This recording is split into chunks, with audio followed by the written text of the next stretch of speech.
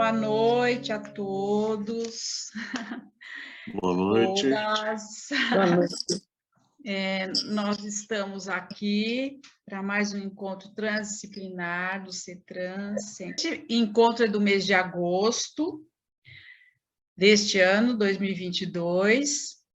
Lembrando que é um evento que ocorre toda a última quarta-feira do mês e é aberto a todos os interessados.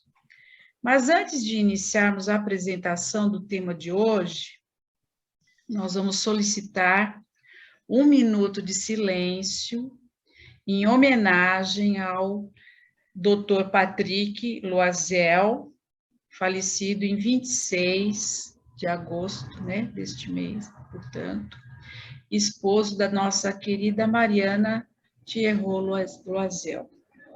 Então, vamos ficar em silêncio.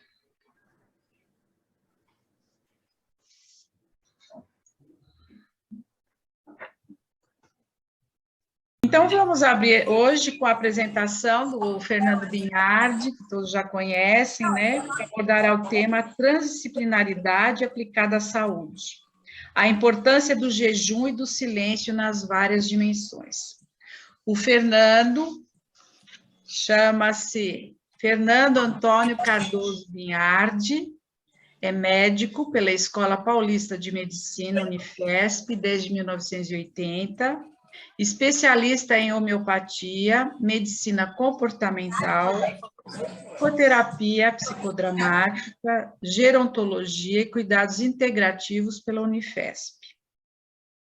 Ele é fundador do Centro de Ecologia Médica Florescer na Mata e do setor de transdisciplinaridade aplicada à saúde na Unifesp. É o atual coordenador do Comitê de Saúde e Natureza do Consórcio Acadêmico Brasileiro de Saúde Integrativa, CABCIM. Ok? Então, vamos lá, Fernando? Obrigado, Eli, obrigado ao CETRANS, essa casa tão acolhedora que eu frequento há tantos anos e me inspira tanto, me acolhe, nossa, é uma gratidão fazer parte dessa família aqui. E acho legal a gente conversar. Vamos dizer, essa nossa conversa de hoje tem muitos pequenos diálogos, em particular com a Ideli. Ideli é uma cúmplice de muitas dessas nossas conversas aqui. Porque eu fico muito grato, à oportunidade que, sei lá, o Cosmo me deu de encontrar a transdisciplinaridade e obter resultados muito marcantes em saúde. Patrick, que eu não sei se voltou ou não, mas ele estava conosco até agora, o Patrick Paul. Patrick foi um inspirador, em relação a isso, muito, no século passado, literalmente, e foi uma das pessoas que eu convidei para conhecer o trabalho que a gente vinha desenvolvendo lá na Unifesp, numa determinada ocasião, já nem lembro mais quando foi isso, mas faz bastante tempo. Eu estou lembrando do lugar onde aconteceu a reunião na Unifesp, como lá a gente tem a nossa memória marcada por casinhas, que a gente vai mudando de casinha periodicamente, porque eram imóveis alugados. Eu estou lembrando que foi num lugar que já não era nosso há muito tempo.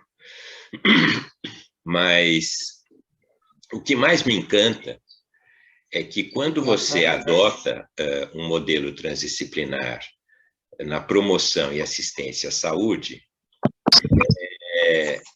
uma revolução literalmente acontece, porque as doenças consideradas incuráveis passam a ser curáveis, o que muda totalmente, vamos dizer, a abordagem, Não sei se vocês já pensaram isso, por exemplo, no SUS, no Sistema Único de Saúde, é uma situação onde é uma estrutura condenada à inflação, né? Porque se as doenças são consideradas incuráveis,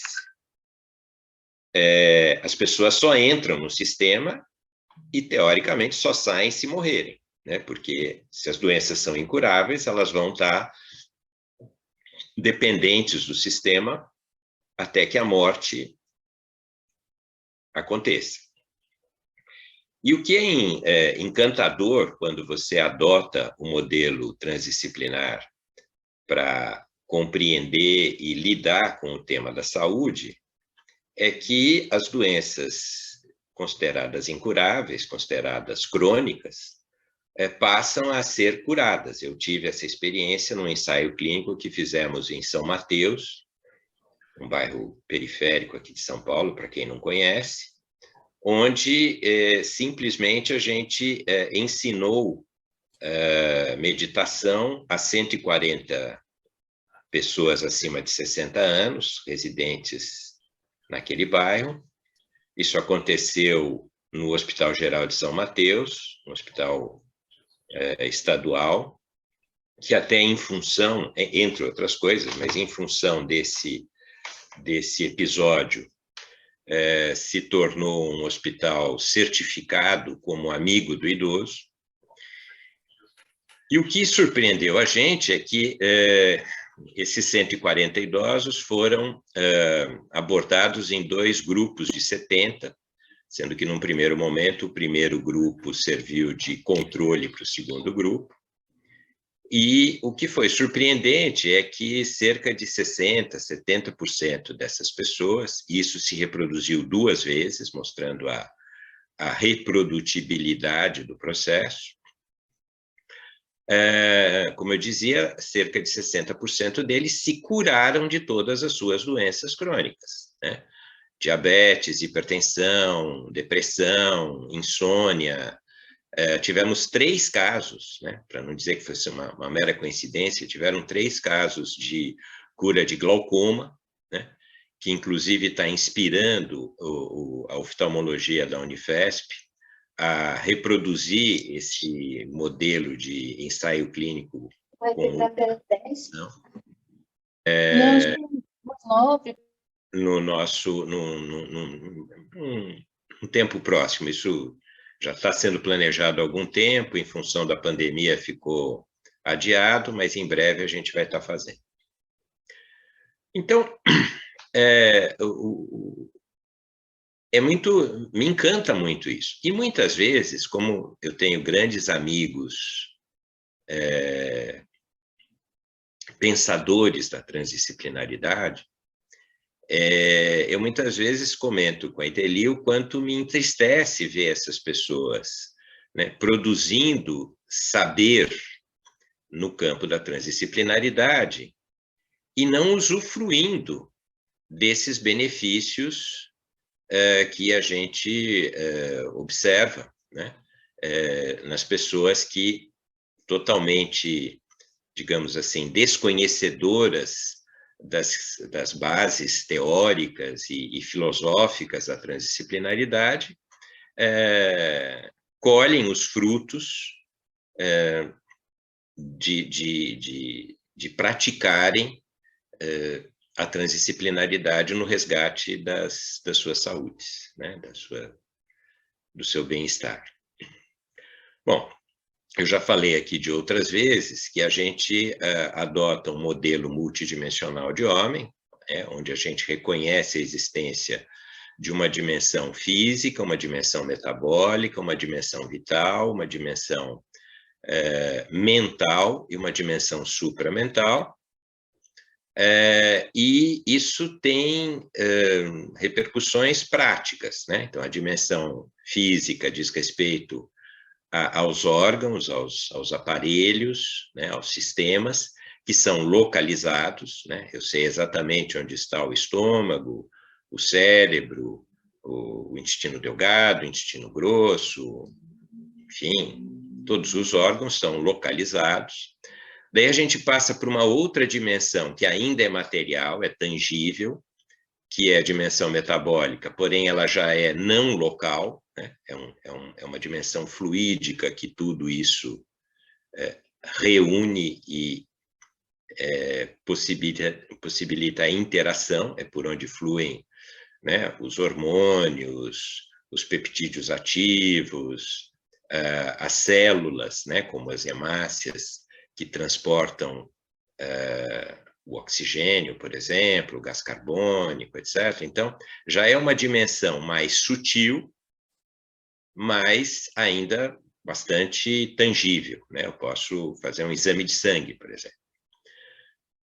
Daí a gente passa por uma dimensão já bastante mais sutil, menos material, que é a dimensão vital, que apesar de imaterial e imensurável, é muito perceptível, né? Qualquer um de nós é capaz de olhar para uma pessoa de manhã e falar assim, nossa, você dormiu mal essa noite, né?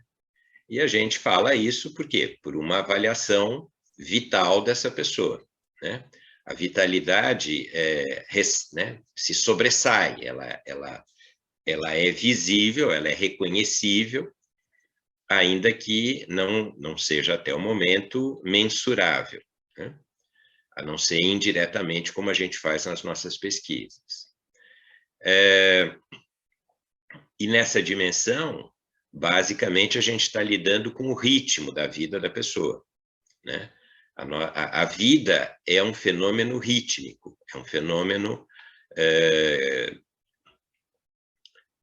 cujo ritmo se relaciona com o ritmo do sistema, né? O nosso ritmo individual deveria estar relacionado ao ritmo, aos sistemas dos quais fazemos parte, como, por exemplo, a natureza. Depois a gente tem, e essa dimensão, acho que é importante já falar isso agora, é uma dimensão intimamente relacionada à qualidade do sono, né? É alguma coisa que vem das visões vitalistas de saúde, né? Todas as medicinas tradicionais são vitalistas e valorizam sobremaneira a qualidade do sono. Acho que eu vou fazer uma parte aqui, porque nesse estudo que nós fizemos na Unifesp, onde inicialmente a gente recenseou 1.700 idosos, e eu sublinhei o recenseou, porque é totalmente diferente você bater na porta da casa de uma pessoa e perguntar se ela quer ser estudada, do que você mandar uma cartinha ou abrir um convite, né, como muitas vezes acontece nas nossas pesquisas na Unifesp. E foi muito interessante que nós, nessa atividade de bater na porta, encontramos pessoas, né, idosos, né, pessoas acima de 60 anos, extremamente saudáveis, e que nem queriam fazer parte da pesquisa, porque falavam, não tem problema nenhum de saúde, não quero saber disso, vocês batem na porta do vizinho aí, porque não me interessa. E muitas dessas pessoas eram pessoas que dormiam muito bem. Uma das características desse idoso saudável é um idoso que tem sono reparador, e eu gostaria de já sublinhar isso, porque num estudo que aconteceu alguns anos depois, isso eu estou falando dos anos 90, final dos anos 90, início dos anos 2000, e nos anos 2000 aconteceu um grande estudo, também realizado na Unifesp, chamado EPI-Sono, né? Estudo Epidemiológico do Sono, onde, entre outras coisas, se concluiu que o sono do idoso tem características peculiares à idade, né? E eu discordo disso. Quer dizer, na verdade, aquele velho ditado, né? Tostines vende mais porque é fresquinho porque vende mais, né? Então, esses idosos, esses raros idosos saudáveis, sem doenças crônicas, eram idosos que aprenderam a viver a vida, a ter um estilo de vida que dava a eles a habilidade de ter sono reparador, apesar dos pesares. E eu tenho a sensação que esse dado epidemiológico de que a maioria das pessoas acima de 60 anos tem um sono mais superficial, mais picado, não é inerente à idade. E a gente observa isso em populações idosas que moram mais junto à natureza, né? Na verdade, essas pessoas são pessoas que sofreram e sofrem a ação ruidosa do ambiente no qual nós vivemos. E aí a gente já começa a entrar no tema do silêncio e do jejum, né? Que eu vou aprofundar já já. Mas só terminando essa apresentação das várias dimensões, após a dimensão vital, temos a dimensão mental, que diz respeito à maneira como nós interpretamos a realidade, né? A mente humana é muito complexa, né? E, entre outras funções, tem a propriedade de interpretar a realidade na qual nós estamos inseridos. Então, muitas pessoas, né? E aí eu acho que tem um termo bem interessante na nossa linguagem coloquial, que é eu me estresso, você se estressa. Porque, de fato, o estresse é um fenômeno que é auto-infringido, né? E depende, fundamentalmente, da maneira como eu interpreto a realidade. Como nos diz a física quântica, a realidade não é, a realidade pode ser. E, dependendo do que eu atribuo à realidade, eu me estresso ou não com essa realidade. Então, a dimensão mental diz muito respeito a essa forma como, interpretando a realidade, eu emito sinais numa cascata de causação descendente, desde a dimensão mental para a dimensão vital, para a dimensão metabólica, para a dimensão física. Então, toda a insônia está associada a um problema, a uma questão na dimensão mental.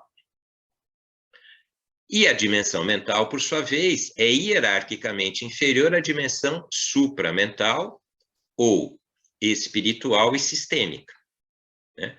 Agora está bem na moda a gente entender melhor o mundo sistêmico, né? Com essa série da Netflix, que em português chama Uma Nova Mulher, que fala muito, né? Que aborda de uma maneira bastante pedagógica esse tema das influências sistêmicas na vida de alguém. E nessa dimensão supramental também estamos falando da questão espiritual, que é uma questão tabu na medicina materialista, na ciência materialista, e, felizmente, é oficialmente incluída na atitude acadêmica transdisciplinar, né? Acho que todos aqui sabem disso, mas vale a pena citar aqui, né, a brilhante conferência de abertura do 3º Congresso Mundial de Transdisciplinaridade foi sobre esse tema, né, legitimando a importância da dimensão espiritual na compreensão da complexidade dos fenômenos como um todo, e em particular do fenômeno da saúde.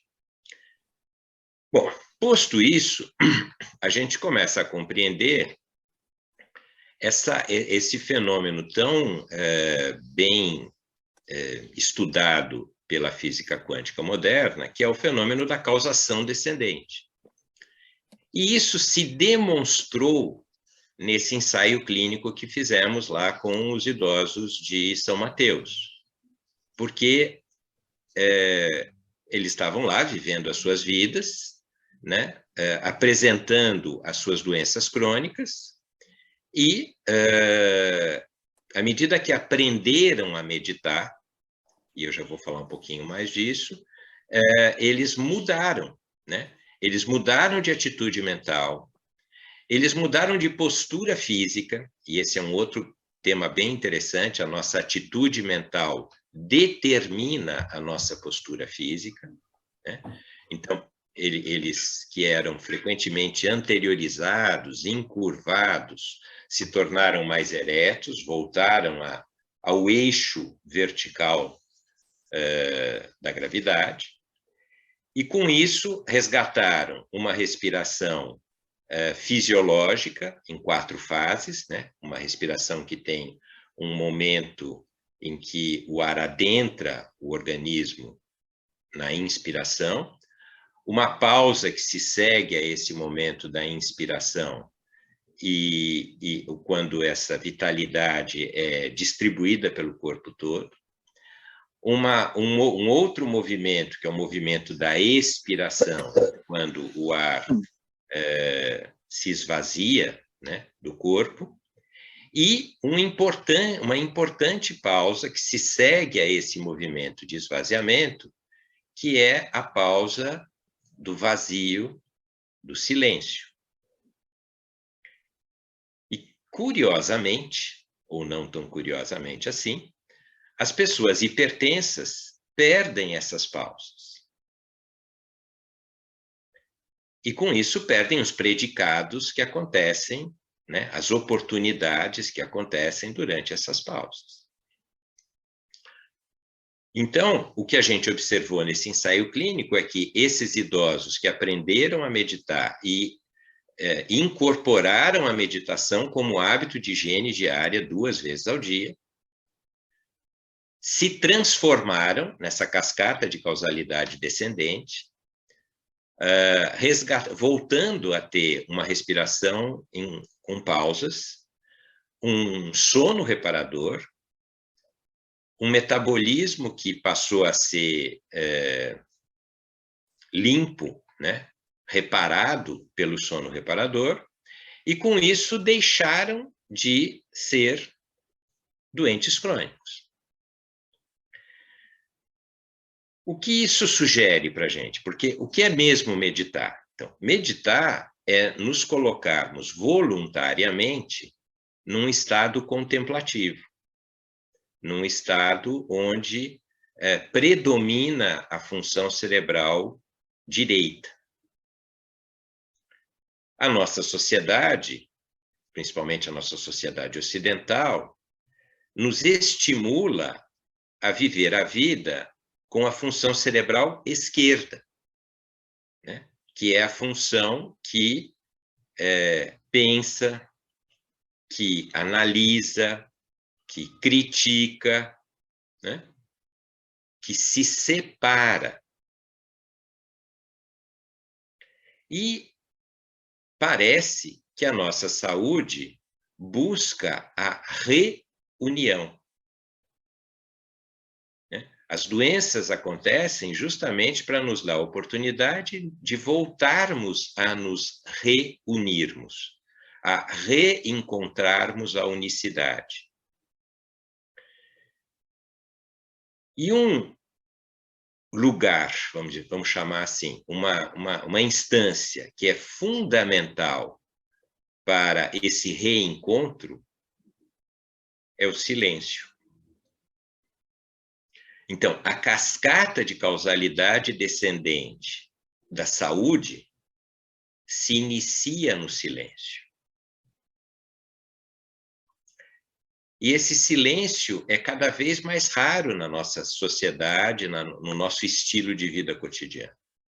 Eu conheço pessoas, né? Não sei se aqui tem alguém que tem esse hábito, mas eu conheço pessoas que moram sozinhas, portanto, que poderiam facilmente usufruir do silêncio, e a primeira coisa que elas fazem quando entram em casa é acender a luz e ligar algum tipo de som, algum tipo de aparelho sonoro. Então, a nossa sociedade, a nossa educação não incentiva a vivência do silêncio. E quando eu estou falando de silêncio, eu não estou falando só desse silêncio físico, digamos assim, da ausência de som. Eu estou falando do silêncio de inúmeras atormentações, vamos dizer assim, informacionais, que violentam a nossa vida cotidianamente. Né? Você sai na rua, tem uma quantidade enorme de placas, de informações visuais, informações sonoras, informações das mais variadas. Então, desfrutar do silêncio é cada vez mais difícil na nossa sociedade. A nossa sociedade é uma sociedade extremamente barulhenta, ruidosa. E a gente,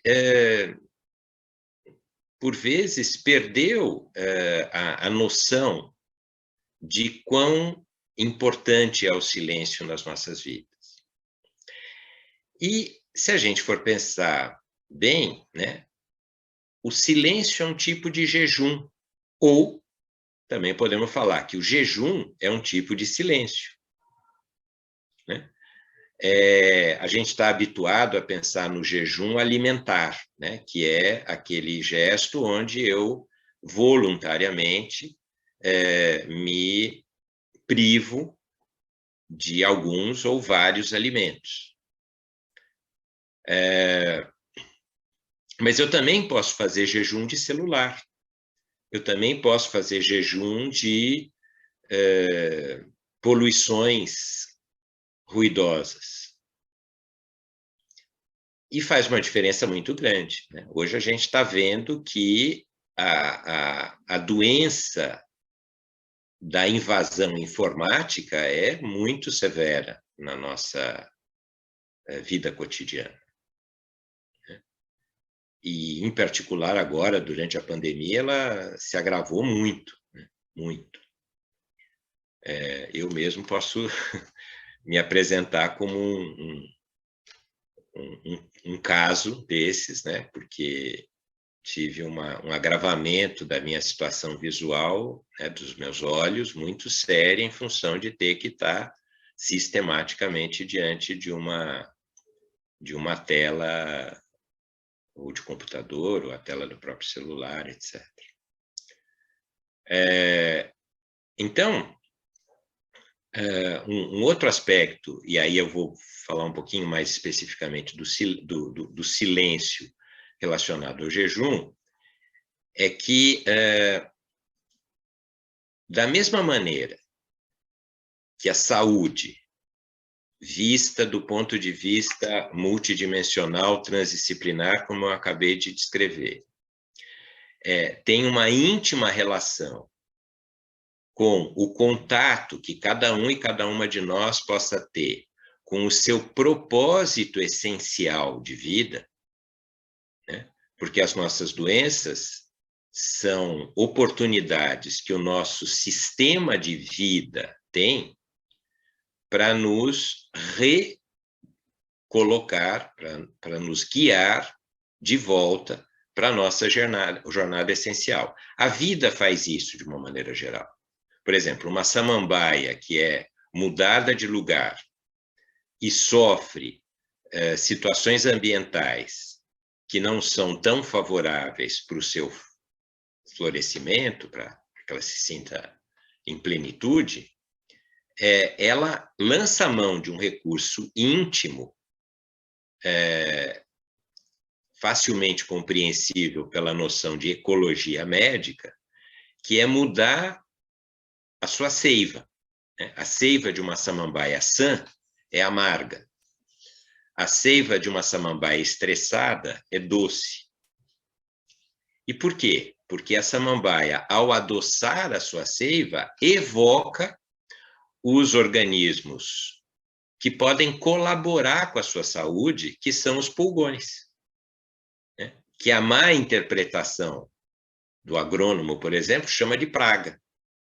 Mas, na verdade, as formas aladas dos pulgões que estão passeando por vários lugares, quando encontram uma samambaia de seiva doce, passam a reproduzir nela e agem como verdadeiras agulhas de acupuntura, sugando a vitalidade do centro da samambaia para a folha nova que vai se formar, né, conhecida como bácula. E isso é um fenômeno ecológico, né? E o sistema é cooperativo, né? Não existe nada contra nada, né? Isso é uma falsa interpretação que nós temos. Está aqui o João Lima, que é o nosso querido amigo coletador. Ele era agricultor, hoje ele é coletador. Depois, quem sabe, ele dá uma palhinha aí para a gente. E o João diz que a gente, para vencer, né, o desafio da pandemia, precisamos voltar a ter uma gama de soluções de vida e não soluções de morte. E a medicina que nós utilizamos, não transdisciplinar, é uma medicina de soluções de morte, né? Onde se mata a febre, onde se mata a dor, onde se tira pedaços, né? Então, é muito agradável a gente ver que se você muda de atitude, né? Por exemplo, como eu disse, adotamos uma atitude transdisciplinar para lidar com a saúde, a gente passa a encontrar soluções de vida, soluções de transformação e não de morte. Então, um exemplo disso, como eu estava falando agora há pouco da samambaia, eu não sei quantos de nós aqui nessa sala hoje temos consciência de que somos apenas 40% de células humanas, né? Eu, falando com vocês aqui, sou apenas 40% de células humanas. Os outros 60% de células vivas que compõem esse ecossistema são não humanas, né? São DNAs não humanos, que estão no meu intestino, que estão na minha pele, que estão no meu aparelho respiratório, que estão no sangue, estão em mim. E essa fauna e flora comensal, que convive comigo, inclusive promove ou não a minha expressão, aí sim depende das minhas escolhas alimentares. Porque eu vou selecionar esse 60% de vida não humana em mim, entre outras coisas, por meio dos meus hábitos e dos meus alimentos. Então, toda vez que eu faço jejum e estou lá pelo 9º, 10º dia de jejum total, sem comer nada, é claro que, muito antes disso, o meu intestino praticamente parou de funcionar, porque se eu não estou comendo, se não entra nada, não tem nada para sair, né? Porém, lá pelo 9º dia, por aí, eu tenho uma grande diarreia. E a primeira vez que isso aconteceu, eu perguntei, mas o que é essa diarreia? De onde veio isso? Né? Meu cérebro que está se esvaziando aqui. E daí eu descobri que é o biofilme, né? Essa camada muito ativa de vida que recobre todo o meu tubo digestivo, especialmente o tubo intestinal, sem alimento, morre e sai na forma de uma diarreia. Então, no mínimo, quando eu faço um jejum severo, eu tenho a oportunidade de me renovar, de renovar o meu ecossistema. E essa renovação vai depender dos hábitos que eu desenvolver a partir de então, né? Que alimentos eu vou ingerir para direcionar essa fauna e flora desse 60% de vida que convive comigo e poder gerar um ecossistema mais alinhado, como dizia Francisco de Assis, mais a serviço da vossa paz. Porque a nossa grande missão de cada um e cada uma de nós é sermos agentes do que hoje, em ciência moderna, se chama o campo de Higgs, né? Há um campo informacional denominado de Higgs, em homenagem ao matemático e filósofo Higgs, que demonstrou matematicamente a existência da partícula bóson de Higgs em 1964. E hoje, então, se sabe que existe uma dimensão da realidade, de novo voltamos aí à transdisciplinaridade, onde existe uma maquete do mundo perfeito,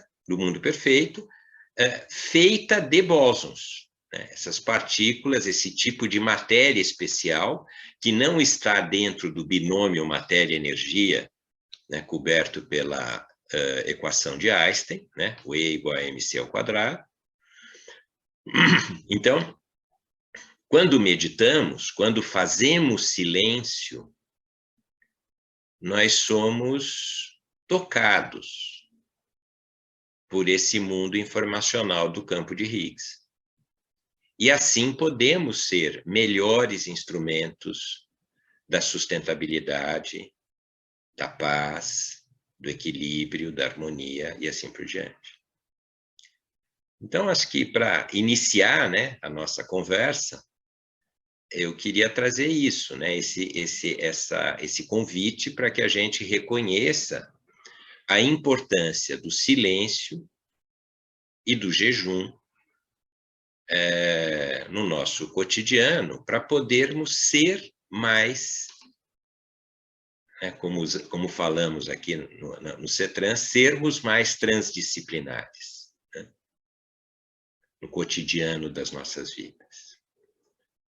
Então, acho que esse seria um primeiro oi nesse sentido, e acho que agora a gente podia conversar um pouco sobre isso, se vocês... Isso. A Vitória vai me ajudar aqui, lendo o chat, e, enfim, vamos lá. Eu tenho uma perguntinha, vê se tem comentários aí, eu tenho uma perguntinha aqui. Se eu mudar meu nome aqui, eu não sou Frederico. Pois é, mas eu falei com a Aparecida, eu falei em off. É que essa sala é uma sala que a gente usa na universidade, então... Sei. Deve ser o computador do Frederico que está sendo usado. Eu falei com ela em off aqui. Então, tem uma pergunta aqui, dizendo o seguinte: quando acho que você se referiu a essas doenças crônicas que podem ser curadas, a pessoa que é Nitache, está escrito Nitache, não sei como é que é o nome completo dela, perguntou: hipertensas ou ansiosas, deve ser que tipo de doença crônica que você está se referindo? Deve ser isso que ela está perguntando.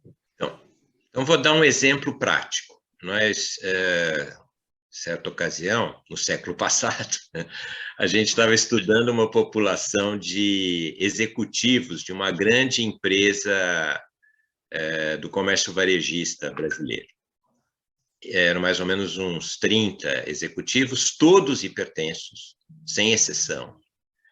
E uma coisa que chamou a nossa atenção foi que todos eles, e a gente constata isso, a doença crônica invariavelmente acontece quando há uma ruptura entre a dimensão supramental e a dimensão mental. Ou seja, quando a dimensão mental está à deriva. E no caso específico da hipertensão arterial, essa atitude mental é uma atitude mental pré-ocupada. A pessoa passa a viver no futuro, né? Ela perde a intimidade com o presente e passa a viver no futuro, com as metas de venda, com enfim, o modelo de carro do ano seguinte, com o saldo bancário que precisa se alcançar, é sempre o futuro. E essa atitude mental ligada no futuro gera uma anteriorização no eixo da gravidade. A pessoa que devia estar aqui no eixo da gravidade passa a estar aqui, né? Já impulsionada para um gesto futuro. Isso faz sumir as pausas respiratórias, como eu falei agora há pouco, e a pessoa perde o sono reparador. Com isso, sem sono reparador, há um acúmulo de substâncias no terreno metabólico, em particular a homocisteína, que é um metabólito das gorduras, e num terreno inundado de homocisteína surge a doença cardiovascular. Isso é tão verdadeiro que é muito comum a hipertensão arterial se associar à apneia do sono. Então, pessoas que têm apneia do sono podem usar o CPAP, que nada mais é do que uma bomba de ar, que vai insuflar respiração em 4 tempos, em 4 fases, né? Inspiração, pausa, expiração, pausa, pelo menos por 8 horas, que seriam as 8 horas do tempo de sono. Então, essa pessoa que recebe respiração rítmica deixa de ser hipertensa, né? Comprovando essa cascata de causalidade descendente. Então, a partir do momento que eu insuflo uma respiração harmônica e rítmica, né, na dimensão vital, a dimensão metabólica responde e a dimensão física responde. Porém, ela não deixa de ser pré-ocupada. Então, a pré-ocupação só vai deixar de acontecer se eu trabalhar na dimensão supramental, por exemplo, com meditação, ou com oração, ou com alguma coisa que reúna essa pessoa à sua essência, vamos chamar assim, divina, sua dimensão essencial, a sua dimensão espiritual. Isso é um fato, né, que a gente, como eu disse, demonstrou através de um ensaio clínico. Isso acontece com diabetes, né? A atitude mental do diabético é uma atitude de carência afetiva, né? Ele se acredita não amado ou não amado. Então, se você ajuda essa pessoa a se reconhecer, a se amar antes de tudo e mais nada, né? Porque o provérbio é esse, né? Ama o outro como a ti mesmo. Se você não se ama, você não ama o outro, você não tem possibilidade de amar o outro. Então, é muito marcante isso nessa abordagem. A gente percebe como as pessoas abordadas transdisciplinarmente têm a oportunidade de se curar efetivamente de suas doenças crônicas. Porque quando eu tomo um antihipertensivo, né? Antihipertensivo, uma solução de morte, todos os dias, sim, eu passo a ter pressão arterial normal, é um método hidráulico. Mas eu não deixo de ser hipertenso, eu não me torno uma pessoa mais feliz, nada, vamos dizer, na minha economia total muda. Não sei se eu, com esse exemplo, ajudei esse entendimento. E aí a outra pessoa perguntou se hoje você falaria alguma coisa orientando na prática meditativa. A prática meditativa? Se você falaria alguma coisa sobre isso. Bom, o fundamental na prática meditativa é que a função cerebral meditativa, né, porque hoje em neurociência se reconhece 4 estados mentais possíveis. A vigília, que é esse que eu espero que a maioria de nós estejamos aqui, pode ser que alguns já estejam sonolentos, dormindo, etc., mas né, deveríamos estar em vigília. O sono, dentro do sono, o sono REM, né, o sono de movimentos oculares rápidos, que se associa às fases 3 e 4 do sono, e o estado de consciência meditativo, né? Que é um estado de consciência em que eu estou em ondas cerebrais inerentes ao sono profundo, né? Fases 3 e 4, ondas delta, delta e gama, né, num eletroencefalograma, mas estou plenamente alerta. Então, por isso que não se recomenda meditar antes de dormir, porque é um contrassenso, né? Meditar é estar plenamente alerta. E se você está indo dormir, você está querendo mudar de estado, você não quer ficar plenamente alerta, né? Eu posso fazer um profundo relaxamento antes de dormir, o que é muito bem-vindo, mas não meditar. Então, a meditação, ela é isso. E quando acontece o estado meditativo? No presente. Só no presente. Então, o meditador é aquele que insistentemente coloca a sua atenção numa âncora, que pode ser o apoio, que pode ser a respiração, que pode ser uma imagem, que pode ser uma palavra. Né? Cada uma dessas âncoras que eu acabei de citar se referem a uma dimensão. Então, a âncora do apoio ancora a dimensão física. A âncora da respiração ancora a dimensão vital. A âncora da imagem, por exemplo, um eixo vertical, eu visualizo um eixo vertical, ancora a dimensão mental, porque a nossa dimensão mental é imagética, né? Ela funciona por imagens. Por isso que a gente tem história em quadrinhos, né? Que são sequências de imagens. E a âncora da palavra, ou do mantra, ancora a dimensão supramental ou espiritual. Então, meditar é treinar a nossa atenção a ficar numa ou mais âncoras. E isso só acontece no momento presente. Porque quando eu...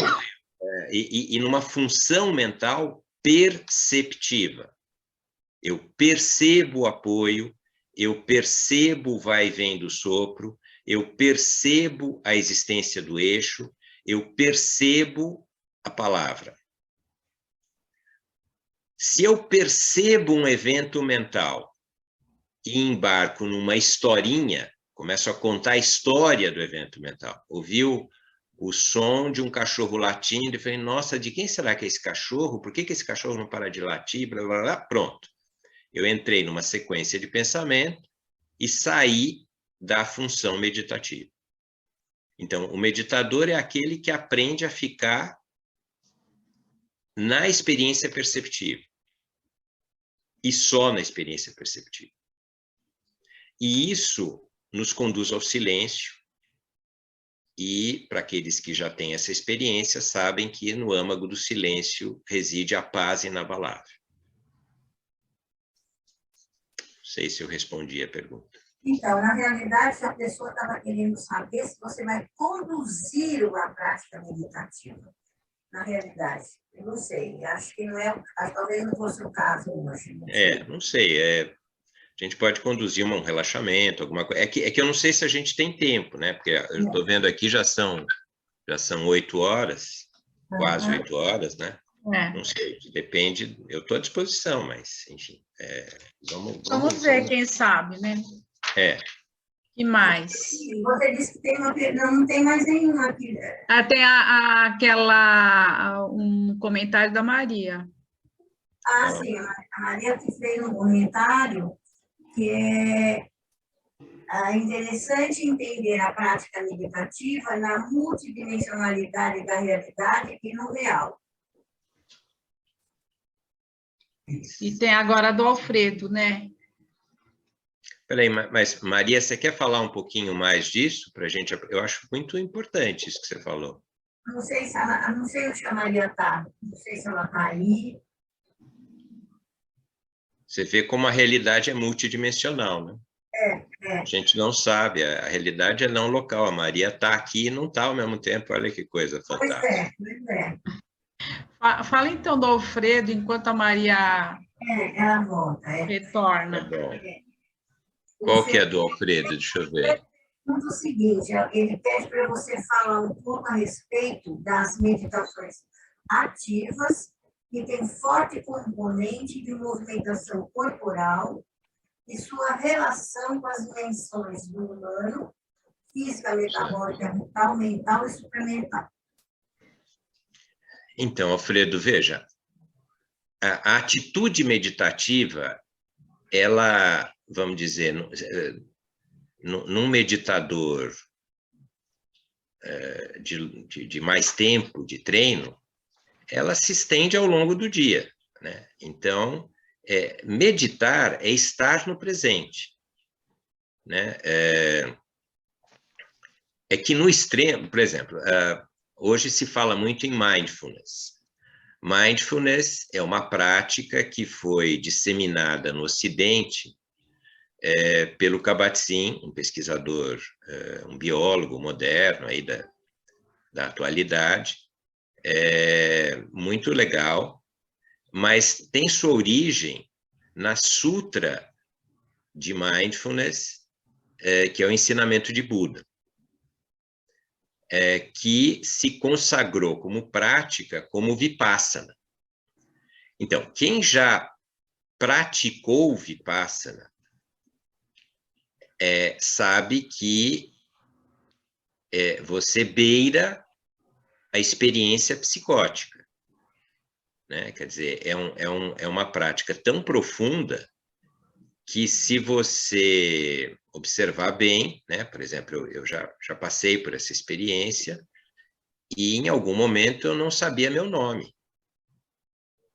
né? De tão profundo, assim, a sua identidade é tão profundamente abalada que você se reconecta à sua dimensão essencial, que hoje, por exemplo, no meu caso, está Fernando, mas, enfim, deixará em algum momento de ser Fernando para voltar a ser essencial apenas.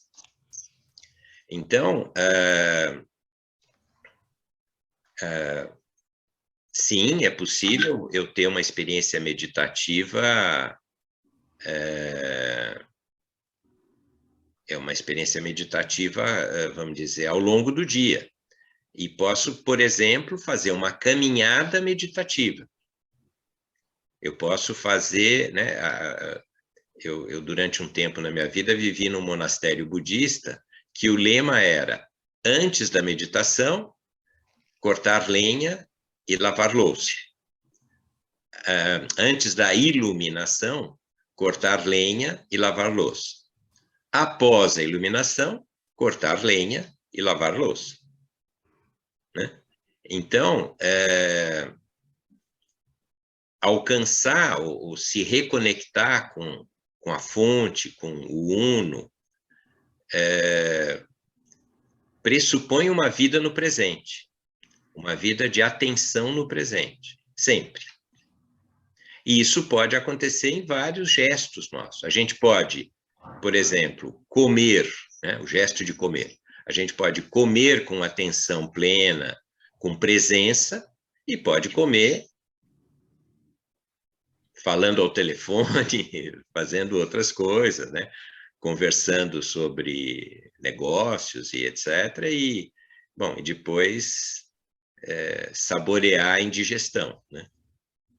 Então, a atenção plena, ela é bem-vinda em todos os momentos do dia e, por que não dizer, da noite também. Parece que a Maria... Sabe o que eu acho que ele está se referindo? Eu acho que eu sei do que ele está falando. Eu danço. Com certeza. Acho que ele está falando de uma coisa ativa, no sentido de você estar fazendo um exercício físico, algo físico, mas, por exemplo, a dança, quando você dança, se tem uma certa intenção na dança, você está no estado meditativo. Porque você tem que estar no estado presente, senão você não faz nada. Verdade, Vitória. Por exemplo, as danças circulares. Na realidade, você tem quase que antecipar um pouco para não errar, entendeu? Você tem que antecipar o presente um pouco para não errar. Tem a meditação ativa do Osho, né? Então você faz um movimento para entrar nesse estado meditativo, né? Um exemplo clássico são os derviches, né? Os derviches, os derviches fazem, por exemplo, né, a minha formação de constelador, a Nívia está aqui, foi minha colega nisso, ela é inspirada nos derviches pré-islâmicos, né? Que foram a inspiração do Gurdjieff, também um mestre contemporâneo. Tal. Com certeza aquela dança dele, aqueles exercícios, leva você para um lugar assim, Então eu acho verdade. que o Alfredo está se referindo a isso, não é, Alfredo? Isso, Alfredo. Que está falando? A impressão que ele disse que Sim, exato. Obrigado, Vitória. Professor Fernando, excelente exposição. É nessa direção que a Vitória colocou. E aí, lembrando, sim, as meditações ativas do Osho, né, que justamente, a partir de uma forte base corporal, né, e os exemplos que foram citados, assim, podem ser também admitidos aí, né? Pode levar a um estado de ampliação de consciência, talvez a gente possa dizer, né?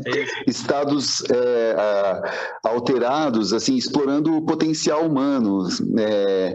Michael Moore é uma pessoa que... Desculpa, não, o nome me fugiu agora. Tem uma base muito forte de práticas corporais e com esse potencial de ampliação de consciência nessa direção. Obrigado, professor. Obrigado você, Alfredo, verdade. Aliás, tem uma série, né, chama Os 5 Ritos Tibetanos, né, do Peter Kelder, que a gente pode praticar todas as manhãs, e ele começa com a rotação, né? E muitas pessoas não conseguem fazer essa rotação, tem náusea, etc. E com o tempo a gente vai se familiarizando com esse estado vorticial, né? Entre o céu e a terra e o céu. Então, sim, sem dúvida, há muitas possibilidades contemplativas no movimento, sem dúvida alguma. Posso falar um pouquinho? Deve, Chico, por favor. Ainda mais inspirado aí por Maria, olha só. Azulão, né? Fala aí. Eu tive algumas experiências, a começar, você acabou de falar, e eu, lá nos meus 15 anos, eu entrei numa, chamava Igreja Gnóstica Cristã Universal, denominado Mestre Samael Aum Weor, do Garga Quiquines, que era o principal discípulo dele, colombianos. E a gente praticava o vórtice, praticava retorno venoso, praticava meditação e um monte de coisas. Depois disso, eu caminhei pelo Rosa Cruz, né? Quem me conhece, eu já falei um pouco, né, Fernando? Dá para a gente ficar falando sobre religiões aqui umas 2 horas. E ultimamente eu chego a uma questão, até hoje eu estava escrevendo um pouco, né, da minha experiência, inclusive com o Patrick em São Paulo, e muito com o CETRANS, e o meu contato com o Osho a posteriori, né? E você estava falando do budismo, e quando você falou do rachar a lenha e lavar a louça, eu lembrei do Milarepa, né? Constrói a casa, desmonta a casa, constrói a casa, desmonta a casa, né? E eu tive um outro, digamos assim, ensinador. Eu gosto muito do que o Roberto Roden fala e que os budistas falam também. Hoje eu estava pensando sobre isso, que educar é eduzir, né? Na realidade é tirar da própria pessoa. Então, se a pessoa tem condição, você até consegue eduzir, educá-la, né? E a questão do budismo, de que quando o acólito está preparado, o mestre surgirá, né? E eu estava pensando também na questão da não existência do mestre, que você é o teu próprio mestre, né? Isso que você falou. Se a pessoa não estiver preparada, ela não vai fazer nada, né? Você falou no CEPAP, e eu aqui tenho que dizer que eu uso o CEPAP há 11 anos e não tiro ele do rosto para nada. e me viciei, né? Não consigo. E ainda tomo os remédios, o meu antihipertensivo e por aí vai. Então, a hipercomplexidade do humano é uma coisa que nos carrega, né? No dia a dia. E outro dia eu estava conversando com a Maria que, por outro lado, eu atingi a questão do silêncio, né? E a meditação, essa meditação até do Osho, né? Já fazia meditação budista, tibetana, anos e anos, anos e anos. Então, a questão é muito própria de cada um, né? No outro encontro nosso, você falou da questão do querido, né? Do muito amado Biratanda Ambrósio, né? Que eu até me coloquei, assim, digamos, como um próximo a ele na questão da saúde. Como é difícil, né? Mesmo você tendo um acesso a todo um conhecimento, você, de repente, não conseguir transformar isso em sabedoria, efetivamente, né, Fernando? Então, é uma coisa que eu tenho procurado ver e trabalhar muito. Eu tenho morado próximo de uma natureza relativa, né, uma natureza destruída pela agricultura, os desertos verdes e assim por diante, né? E isso tudo vai fazendo uma visão, um construto de visão de mundo, de como que você pode realmente fazer esse teu retorno para o divino, que você acabou de colocar, né? Que é o objetivo da nossa evolução, eu entendo assim hoje, né? Sim. Num sentido de divinização, num sentido de religiosidade, não num sentido até de religião, ou de divino em si, né? Ou do sacro, mas da sacralidade dessas questões todas, né? Então, é muito interessante, eu tenho me cobrado isso muito, né? Tenho mudado dieta, tenho procurado mudar várias coisas, mas a materialidade nos arrebata muito, né, Fernando? Muito complexo, realmente, mas excelente a tua exposição. Vou aproveitar a fala sempre inspiradora do Francisco. A gente precisa se conhecer pessoalmente, né, Francisco? Você não acha que essa história só de telinha não está dando, né? Temos que... né, a gente, nos meus diálogos aí com a Ideli, a gente pensa nisso. Como é que nós poderíamos nos oferecer, enquanto participantes do CETRANS, algumas oportunidades práticas, né, de transformação pessoal em prol da nossa saúde, né, pessoal e coletiva. Então, não sei, fica um convite para que a gente possa considerar essa possibilidade, né? Eu acho que vai ser muito legal se a gente pudesse fazer isso. Eu acho que poderia, assim, começar, né, iniciar uma reflexão e uma prática, né, para, assim, perceber, para essa... aguçar a percepção a respeito do corpo e a respeito dessas várias dimensões, né? Não sei como a gente faria isso. Mas, antes de comentar sobre isso, Fernanda, eu tenho uma perguntinha aqui. E, assim, se fôssemos pensar em SUS, qual o primeiro passo, a seu ver, para uma transformação a partir de uma saúde multidimensional? Eu tô enfrentando pessoalmente esse desafio. Agora, na primeira semana de setembro, eu tenho uma reunião no escritório do Ministério da Saúde, aqui em São Paulo, para planejar um projeto piloto de transdisciplinaridade aplicada a um município, né, propenso a isso, para que a gente possa mensurar transdisciplinarmente efeito. Porque um dos grandes obstáculos tem sido esse. Há uma crença de que aquilo que não é convencional, aquilo que não é remédio, que não é intervenção cirúrgica, não justifica gasto, Então, portanto, o SUS implantou 21 práticas integrativas em saúde e não tem nenhuma verba destinada a elas, né?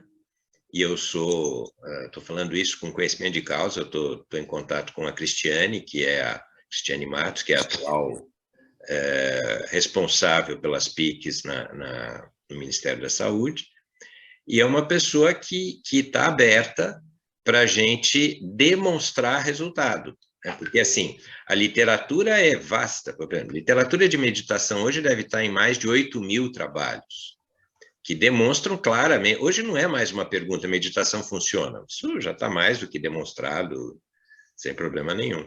Né? A questão é como tornar uma pessoa que não medita, meditadora. Né? E como que essa pessoa, aprendendo a meditar, por exemplo, né? Eu estou falando de uma PIC, né? Que é a meditação, mas, por exemplo, uma pessoa que não pratica Tai Chi Chuan, como é que ela se torna um praticante e se beneficia desse Tai Chi Chuan, e assim por diante. Então, a gente está lidando com isso na prática mesmo. A ideia é primeiro, né, gerar um campo adequado para isso, então, portanto, fazendo com que os profissionais de saúde da rede desse recorte desse município possam conhecer essas possibilidades terapêuticas, porque não adianta nada você dispor e não ter quem indique, né? Então, fica lá indisponível. Então, a gente está se deparando com isso. Eu acho ótimo você falar isso hoje, porque semana que vem é meu desafio, né, diante do Ministério da Saúde com relação a isso. Então, é bem oportuno. E também, Fernando, há pessoas assim que têm muito preconceito de que, em relação à meditação, que meditação é de repente parar e é muito difícil parar o pensamento.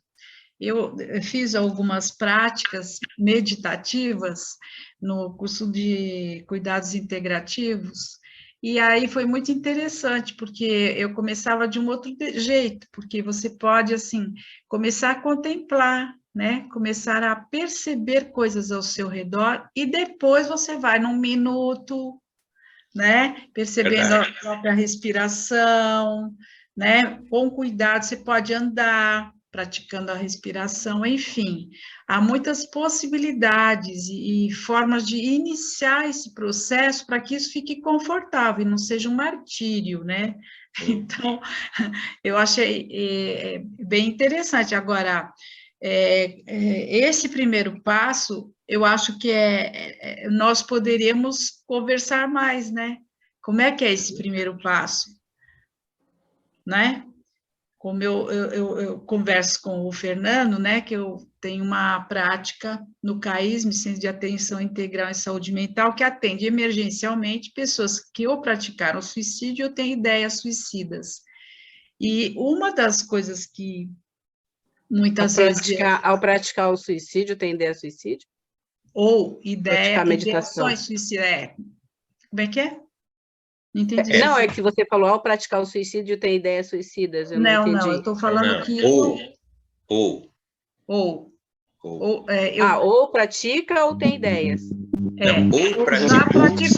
Ou já praticou, mínimo tem ideias, ou tem ideias suicidas. Ah, né? tá, é um preventivo. Não é um praticante, não é um praticante. E aí... Porque os praticantes a gente encontra psicograficamente, entende? Foi isso que eu pensei, eu falei, gente, ela está fazendo comunicação. Foi bom você falar, Marta. Então, uma das... você tem que conduzir de um jeito muito, assim, indireto, às vezes, para essa prática de observar a respiração e observar o que está ao seu redor, e a beleza ao seu redor. Então, eu tenho desenvolvido algumas metodologias, assim, bem interessantes, mas que funcionaram, sabe? E as pessoas começam a notar a diferença. É muito interessante, coisa bem simplesinha, assim, né? porque eu acho que é assim que a gente começa, tudo pequeno, bem pequeno, né, Fernando? Sim. Fala aí, Marta. A Marta tem uma pergunta. Fernando, amigos, colegas, eu entrei em contato essa semana com o desenho humano. Você já ouviu falar desse desenho humano? O que você achou disso? Como prática de autoconhecimento. Eu acho que é mais um caminho importante, sem dúvida alguma. Acho que tem muito, como a Ideli está falando, o Chico, veja, a complexidade humana possibilita tantos caminhos que não tem um caminho, né?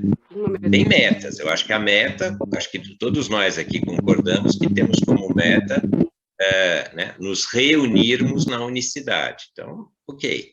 Agora, são muitos caminhos, né? E alguns vão estar mais propensos a esse, outros àquele, e assim por diante.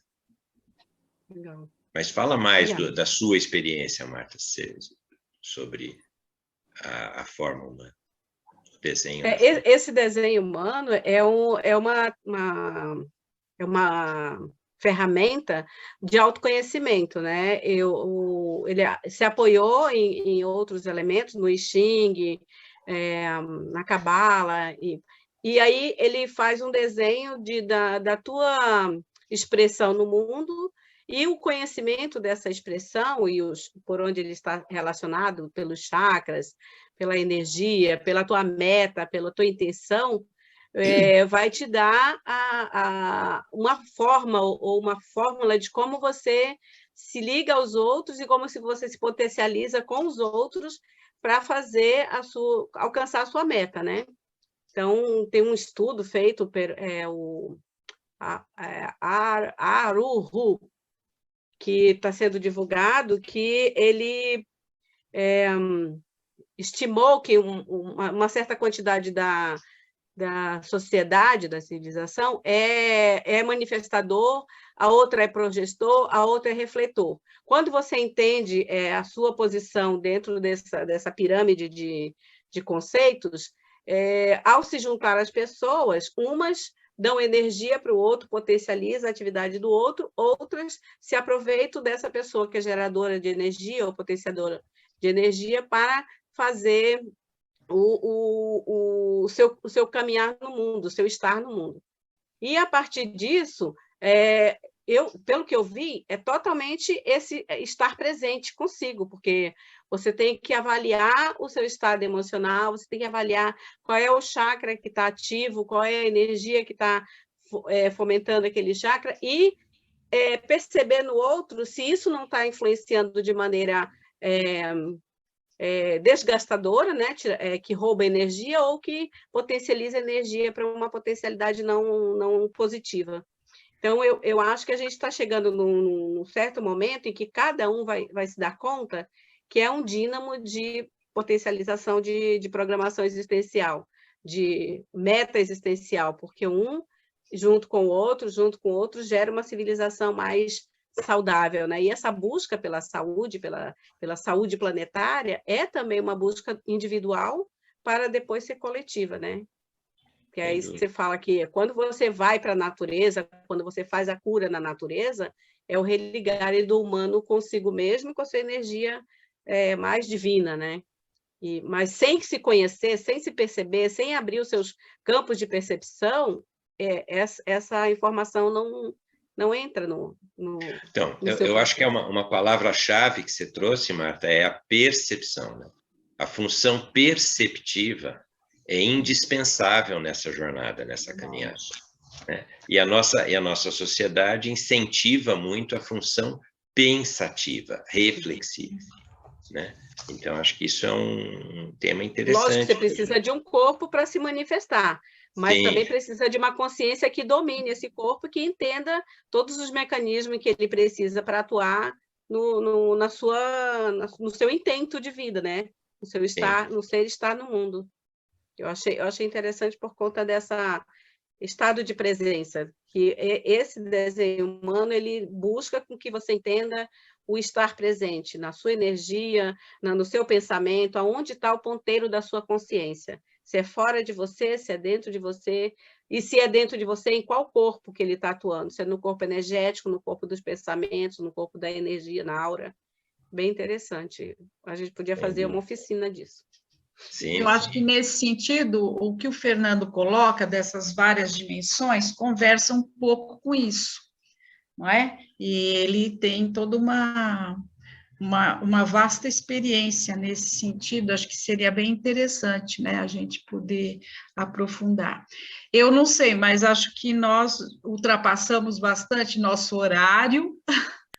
Não sei se o Fernando ou alguém quer complementar mais algum ponto, e daí a gente já vai encerrando.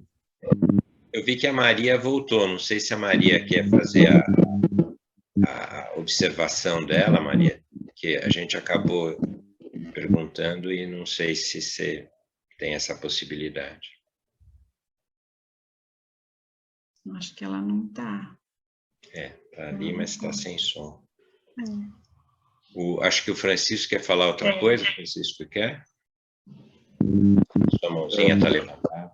Muito, Fernando, você falou na questão do caminho, né? E na realidade, eu tenho pensado muito sobre isso, porque existem muitos caminhos, mas existe um caminho só, né? Porque eu estava pensando na questão de o caminho das minhas escolhas ou as escolhas do meu caminho, né? Então, é muito mais o caminho das minhas escolhas. E hipoteticamente falando, né? O caminho se faz ao caminhar. Então, cada um de nós, na realidade, tem um caminho, o seu caminho, né? Sim. Você tem milhões de escolhas, mas você vai fazer o construto do seu próprio caminho. Sim. E por mais que procure mestres, né? Eu que já passei por 15 ou 20 religiões, já li de tudo um pouco e mais um pouco, você também, né? Tem muita experiência, todos a princípio têm, então é muito interessante essa questão, né? Porque eu ando muito gostando de falar, sabe, Fernando, na hipercomplexidade do humano. Nós já superamos no todo, na totalidade, né, a questão da complexidade até. Então é muito interessante. Deixa eu só dar um toque para Simone. Simone, eu tive contatos com uma pessoa que tinha um projeto de fazer megalópolis, evitando, digamos assim, o impacto das pequenas cidades e do desconstruto da natureza que os caminhos e as pequenas cidades e toda essa questão da manutenção artificial da vida humana, né, Fernando, acabam fazendo. Obrigado, desculpem, já falei muito. Obrigado, Chico. Então, Obrigado. se o Fernando não tiver mais nada a complementar, as pessoas não tiverem nenhuma pergunta, acho que nós podemos encerrar. Eu só queria agradecer mais uma vez, é sempre uma grande satisfação, né, estar com essa família aqui. E insisto nisso, que eu ficaria muito feliz se a gente conseguisse voltar a ter aqueles encontros presenciais, né, que tivemos vários, promovidos pelo CETRANS, e quem sabe algum deles pudesse ter esse tema do resgate da própria saúde, né, do ser transdisciplinar. Então, seria muito legal, né? Então, vamos ver, o andar na carruagem. São Paulo. Tive a honra de estar em São Paulo, encontrar a Adriana, a Vera, a Maria, a Vitória. Isso. E é sempre muito, muito bom a gente se encontrar, a gente se olhar e se encantar com as transformações e a mudança dos outros. E também o nosso encantamento com a nossa evolução dentro dos processos. Seria bem interessante mesmo a gente marcar esse retorno para eventos juntos. E eu ia adorar. Posso ajudar, Ideli, a planejar isso aí. Então, vamos. Como a comunidade, eu estou na fita. Então, vamos. Bom, então, eu gostaria de agradecer, em nome do CETRANS, das UAS, não é? Das unidades de ação, a presença de todos, esse bate-papo tão frutífero, né? Tão nutritivo, não é? Para todos nós, e convidá-los para o próximo evento. Sempre na última quarta-feira do mês, nós temos um encontro, tá bom? Aí ele Então, a minha irmã para cá hoje. Ah, é? Ah, é? Mas Legal. que bom. Obrigado, viu? Muito Obrigado obrigado a todos e todas pela Bem-vinda. presença. obrigada, viu, Bem-vinda, Fernando? gente. Muito obrigada. Muito obrigada a todos. Tchau, gente. Tchau, obrigada. Boa noite, até. Tchau, tchau. Tchau, obrigado também. Boa noite. Boa noite. Boa noite. noite, obrigada. Chico, boa